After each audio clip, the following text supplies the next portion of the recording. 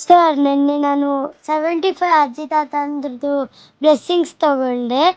Every time ನಮ್ಮ ಡ್ಯಾಡಿನೇ ನನ್ನ ಬರ್ಡೇಗೂ ಮತ್ತು ನನ್ನ ತಮ್ಮನ ಬರ್ಡೇಗೂ ಡೊನೇಟ್ ಮಾಡ್ತಿದ್ರು.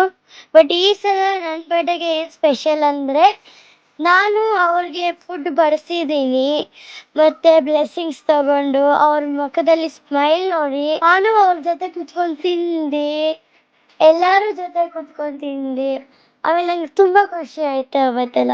ನಾನು ಎಷ್ಟೇ ಅಚೀವ್ ಮಾಡಿದ್ರೇನು ಈ ಒಳ್ಳೆ ದಾರಿನ ನಾನು ಯಾವತ್ತೂ ಬಿಡಲ್ಲ ಸರ್.